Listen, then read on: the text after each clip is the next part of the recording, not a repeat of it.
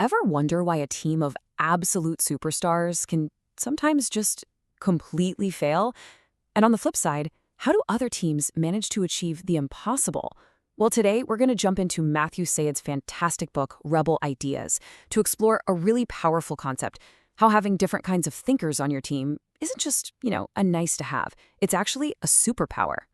All right, let's kick this off with a really big question. On September 11th, 2001, the most advanced intelligence agency on the planet was caught totally by surprise. I mean, how on earth did the CIA, with all their money, all their resources, all their brilliant minds, how did they miss the signs? What went so wrong? The answer is, well, it's pretty shocking, but it's also incredibly insightful. So to really get what happened, we need to look at the failure head on. This is a moment where a lack of diverse thinking led to absolutely devastating consequences. So picture this. It's August 2001, just weeks before the attacks. A flight instructor in Minnesota flags something really strange. He reports a student, a guy named Habib Zacharias Musawi. Now this guy, he wanted to learn how to fly a giant jumbo jet, but get this, he couldn't care less about learning how to take off or land. A huge red flag, right? So this report, it gets sent up the chain. The FBI gets the memo. But here's the thing. This massive piece of the puzzle was just seen by itself. Nobody connected it to all the other chatter and warnings that were floating around about al-Qaeda. The dot was there, clear as day, but no one drew the line.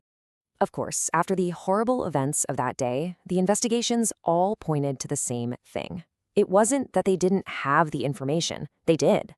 The problem was a total failure to connect it all, to see the big picture that was forming right in front of them. So the real question becomes, why? Why couldn't they see it? And that right there brings us to the heart of the issue. This wasn't about people not being smart enough, not at all. It was about something much more dangerous, a kind of groupthink. There's actually a name for this. It's called collective blindness. It's what happens when pretty much everyone in a group comes from the same background and thinks the same way. What you get is, well, you get the same blind spots. It's like they're all looking at the world through the exact same pair of glasses, so they literally can't see a threat that's coming from a different angle. So what did this actually look like at the CIA back then? Well, the agency tended to recruit a very, very specific type of person, overwhelmingly white, male, and from the same handful of Ivy League schools. Basically, they were all clones of one another. And that's where the real danger lies.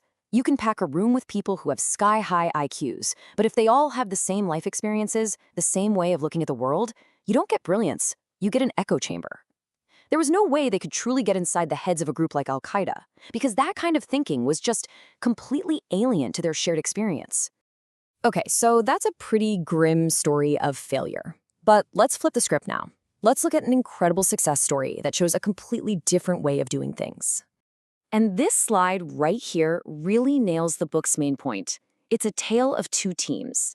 You've got the CIA, a team of clones that led to a massive failure, versus another team, a team of rebels that literally changed the course of history. Let's find out how they did it. All right, so let's rewind to World War II. The Allies are up against a huge problem. They had to crack the German Enigma code, and everyone, I mean everyone, thought it was absolutely unbreakable. So to tackle this impossible problem, they didn't just round up the usual suspects, the typical experts. No, they did the complete opposite. So who were these code breakers? Well, they were the rebels. Yeah, they had mathematicians, of course, but they also brought in linguists, people who understood the rhythm and patterns of language. They had classicists who could spot historical context. They even recruited crossword puzzle champions. The ultimate lateral thinkers. And that, right there, was the secret sauce. Every single person brought a totally unique way of looking at the problem. And what you got was a collective intelligence that was way, way bigger than just adding up their individual smarts.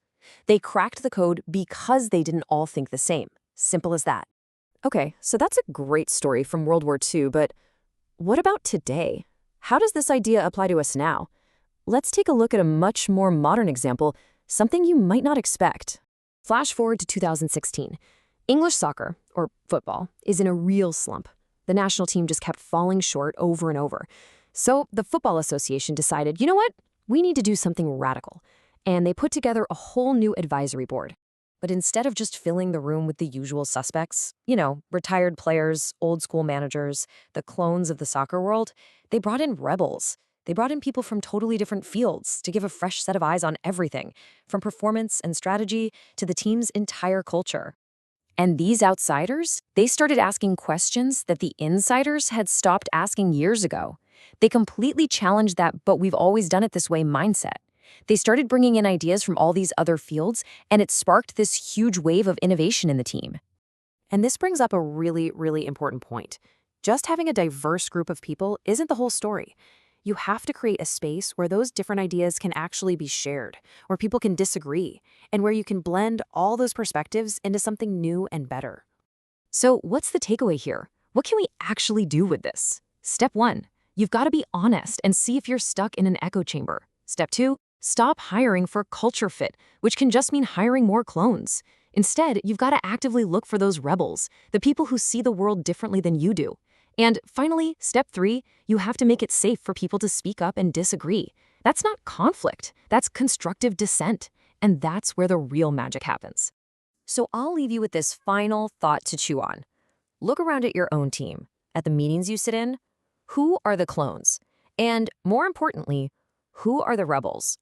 Finding that answer, well, that could be the key to unlocking your team's real superpower.